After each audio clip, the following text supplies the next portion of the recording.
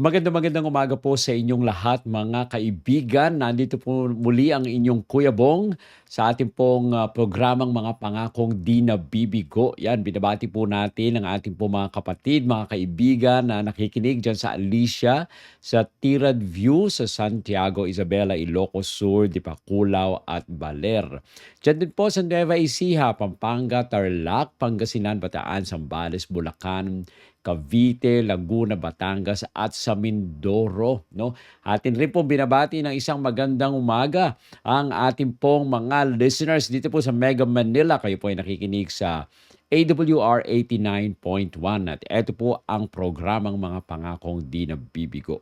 Kung meron po kayong mga nais gustong batiin o may katanungan po kayo, no? Ating pong i-text yan sa ating pong Globe number 0917-174-2777. At kung meron naman kayong smart ay 0968-853-6607. So, yan po. Kung gusto niyo makakuha o humingi ng isang libreng libro, no? I-text po natin yan sa mga numerong ito. O kaya naman, kung kayo po ay nakikinig o meron kayong social media o may Facebook kayo, ay maaari kayong mag-log in sa inyong Facebook at hanapin nyo lamang po yung Adventist World Radio Manila. Yan. So, napapanood po tayo dyan. Live din, no? Tayo dyan sa ating po mga Facebook pages. So ano po ba ang mga karaniwang hinaing ng mga tao ngayon? Ito po ang ilan sa kanilang mga katanungan. Ano ang bread of life? No? Saan ba natin nakuha itong bread of life na ito na nababasa na sa banal na kasulatan? Ay, ano ba yung kapag kinain po ba natin ito ay hindi na tayo mamamatay? No? Yan pa yung mga katanungan. Saan natin ito makukuha? At sino ang pwedeng magbigay sa atin nito? Yan. So ito po ang sasagutin po natin ang mga katanungan na ito at ang mga sagot ay galing sa banal na kasulatan dito po sa programang Mga Pangakong Di Nabibigo. No? So ang ating pong topic ngayon ay katulad ng binanggit natin kanina, the bread of life, ang tinapay ng buhay. Saan po ba talaga makikita itong tinapay ng buhay? At saan po ba natin nabasa itong tinapay ng buhay na binabanggit dito? Sa John 6:35 po. No? So, ihanda na po natin yung ating pong mga notebooks at ating pong buksan ang ating mga Biblia. Kung meron kayong mga Biblia, mga kapatid, mga kaibigan. Sa John 6:35. Now, meron siguro kayo mga Bible sa inyong mga cellphones, no? Pwede nyo ring buksan ito. At ito po ang sabi dito sa John 6:35. Then Jesus declared, I am the bread of life. Whoever comes to me will never go hungry, and whoever believes in me will never be thirsty. No?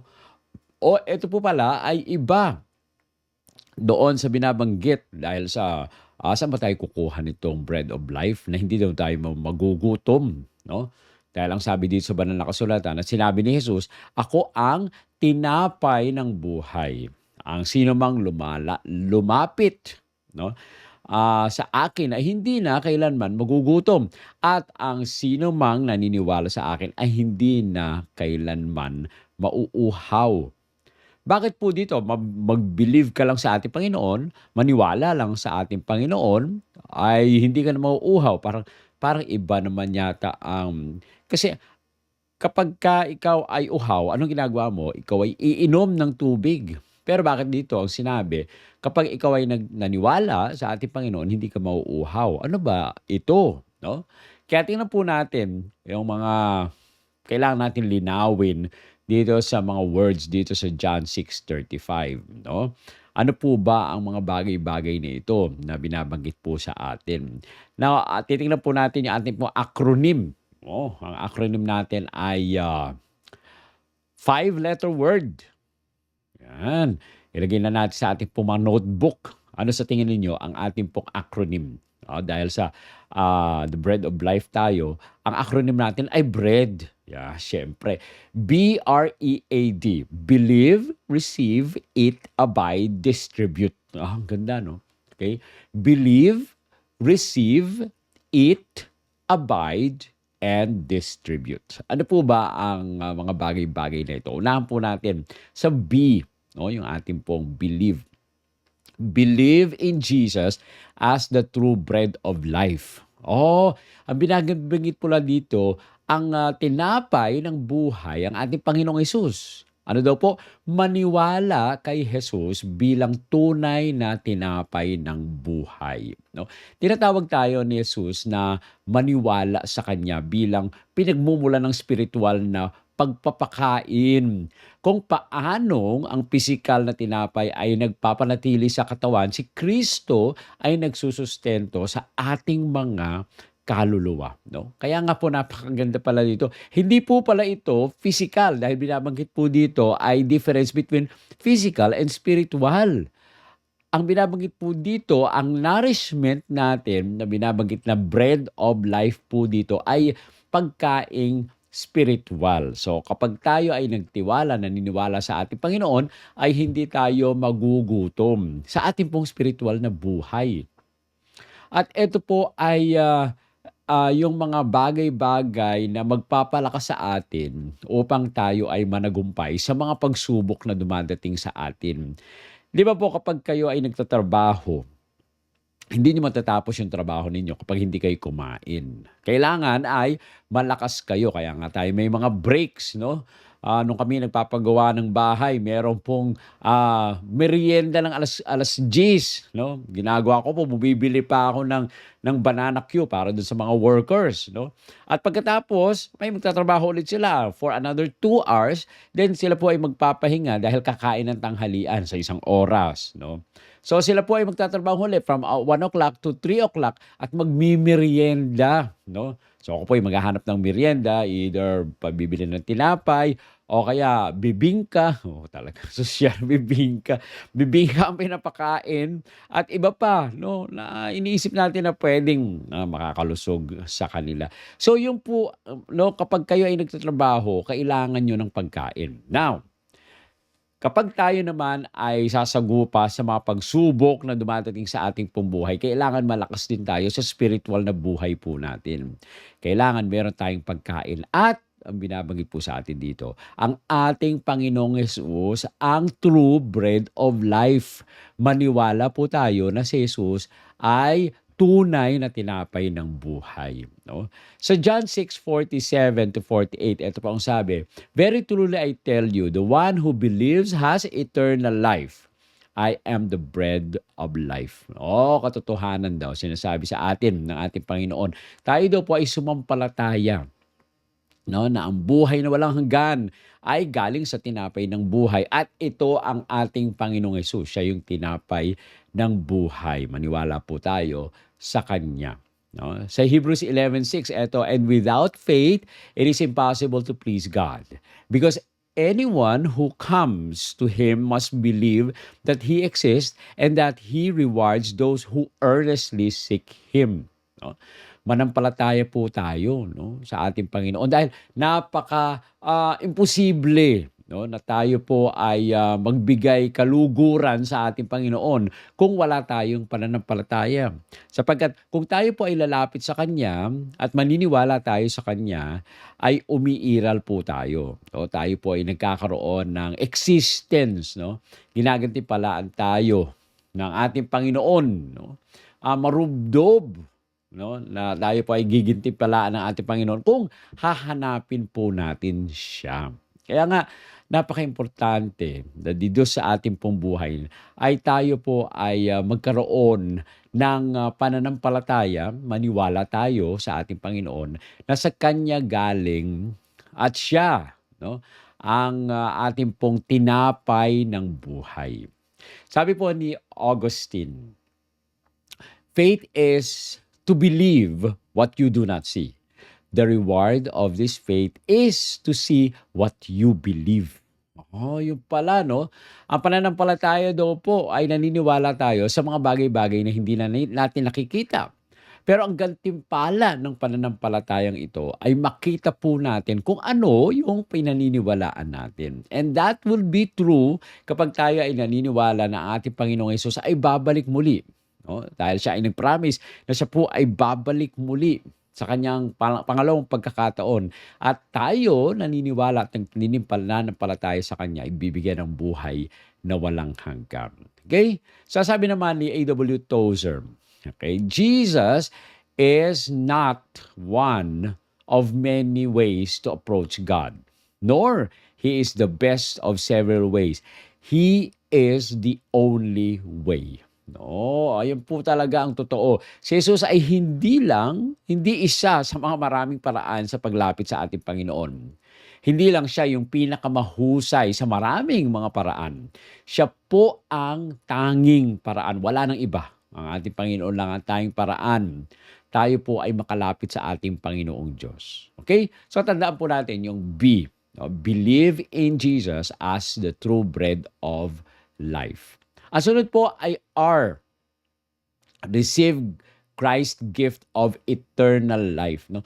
Tanggapin po natin. Ang pangalawa ay tanggapin po natin ang regalo ni Kristo na buhay na walang hanggan. Ang tinapay po ng buhay ay hindi isang bagay na pinaghirapan natin. Ito po ay isang regalo mula sa ating Panginoong Diyos. Dapat nating tanggapin si Jesus sa pamamagitan po ng pananampalataya upang maranasan ang tunay na espiritual na katuparan. Kaya nga, siya po ang bread of life, atin po siyang tanggapin. Sa Romans 6:23, "For the wages of sin is death, but the gift of God is eternal life in Christ Jesus our Lord." No? Okay, tayo po ay kailangang magbayad sa mga pagkakasala natin. At ang kabayaran ng ating pong pagkakasala ay kamatayan. No? Pero purihin po natin ang ating Panginoon dahil sa kanyang kaloob, no? Na ang ating Panginoon ay binigay upang tayo magkaroon ng buhay na walang hanggan. Tayo po ay binigyan ng eternal life, no? Sa magitan po ng ating Panginoong Hesus. Ito po ay napakabuti sa atin na tayo po ay magpasalamat. Sa Ephesians 2:8-9, "For it is by grace you have been saved through faith, and this is not from yourselves. It is a gift of God, not by works, so that no one can boast." No? Hindi po natin pinaghirapan po, no, yung kaligtasan. Ito po ay kaloob sa atin ng ating Panginoon. Kung tayo ay mananampalataya, no? Hindi po sa pamamagitan ng gawa po natin. Dahil pagka ito ay dahil sa gawa natin, di tayo po ay magmamayabang, no? Tayo ay magiging hambog tayo dahil tayo ay kaya nating iligtas yung sarili natin, no? Hindi po yan. Tayo po ay niligtas ng ating Panginoon sa pamamagitan po ng pananampalataya natin sa Kanya, ay maliligtas tayo. Pero ito po ay biyaya ng ating Panginoon, yung kaligtasan. Hindi po dapat tayo makatanggap, pero dahil sa pag-ibig ng ating Panginoon, natatanggap natin ang kaligtasan dahil sa biyaya ng ating Panginoon. Si Billy Graham, siya po ay nagsalita. Sabi niya, "We must receive Jesus Christ as Savior and Lord before we can share Him as the bread of life with others." So, kailangan daw po nating tanggapin ang ating Panginoong Jesucristo bilang tagapagligtas at Panginoon bago natin siya maibahagi bilang tinapay ng buhay sa iba. No? Mahirap naman po kasi na mag-share ng isang bagay na wala naman tayo. Halimbawa, sabihin po natin, mag-share ako sa iyo ng cake. Tapos tinanong ka, nasaan na yung cake? Wala akong cake. Ba't sasabihin mo mag-share ka sa akin, wala ka naman palang cake? Ganon din po ito, no? Kung hindi tayo tumanggap sa ating Panginoon bilang personal tagapagligtas. At wala tayong kaligtasan. Hindi tayo sigurado na tayo maligtas kasi hindi naman tayo naniniwala. Hindi rin tayo makapagbibigay ng eternal life o makapag-share ng eternal life sa iba sa pamamagitan ng pag-share natin sa ating Panginoon kung hindi natin siya tinanggap sa ating pong buhay. Isang hindi kilalang manunulat ang nagsabi, "God doesn't give us bread. He gives us the bread of life." No? Hindi lang po pala tinapay ang binibigay sa atin ng ating Panginoon. Binibigay sa atin ang tinapay ng buhay. Okay? Kaya nga kailangan po, no, dito sa letter R, receive Christ's gift of eternal life. Ang sunod po doon sa ating pong acronym na BREAD ay E, no? Eat and be nourished spiritually. No? Kumain at tayo po ay lumago sa ating pong spiritual na buhay, no? Kung papaano ang pagkain ay nagpapanatili ng ating katawan. Ang araw-araw na pagkain ng salita ng ating Panginoon o pagmumuni-muni sa salita ng ating Panginoon ay nagpapalusog sa ating spiritual na buhay. Dapat nating patuloy na hanapin ang presensya at katotohanan ng ating Panginoong Diyos. So paano natin hahanapin po ito? Matthew 4:4 ang sabi ni Jesus, Jesus answered, "It is written, man shall not live by bread alone, but on every word that comes from the mouth of God." Si Jesus po mismo ang nagsabi at ginamit ito ni Jesus nung siya po ay tinukso ng kaaway. Dahil ang sabi niya, nasusulat, hindi lamang sa tinapay na bubuhay ang tao, kundi sa bawat salitang nagmumula sa bibig ng Diyos. Ngayon po ba ay nakakarinig pa tayo ng mga salita mula sa bibig ng Diyos? Hindi na po. No? Hindi na tayo makalapit sa ating Panginoon. Katulad ni Moses, hindi siya nakaharap sa ating Panginoon dahil ang sabi doon sa tala ay mamamatay siya. No? Pero hindi na ba nagsasalita o wala nang pagkakataon o paraan ng ating Panginoon na magsalita sa atin? O mga kapatid, maraming paraan. At itong paraan na to ay yung pagbabasa ng banal na kasulatan. Okay, isa sa mga pamaraan ay magbasa ng banal na kasulatan na tayo po ay magmuni-muni sa salita ng ating Panginoon. Sa pagpunta rin naman sa nature, no? Alam niyo po, kahit pa kayo ay nandun lang, no, sa gitna ng bukid o kaya pumunta kayo sa parang o kaya pumunta kayo sa forest, no? O ang nature po ay nagsasalita, no? Sabi ni David yan, the heavens declare the glory of God, no? Yung kalawakan, no? Siya po ay nagsasalita tungkol sa kalwalhatian ng ating Panginoon. Tayo rin naman kapag tayo ay nananalangin, tayo po ay nagme-meditate, ay nakakarinig po tayo ng maliit na tinig o soft words mula sa ating Panginoon.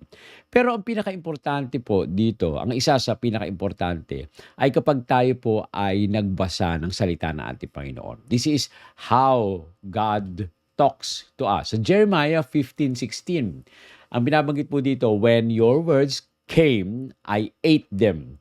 They were my joy and my heart's delight, for I bear your name, Lord God Almighty. No? Sa Jeremiah, si Jeremias po, mga kapatid, mga kaibigan, ay nagsabi sa Jeremias 15:6, nang dumating, sabi niya, ang iyong salita ay aking kinain.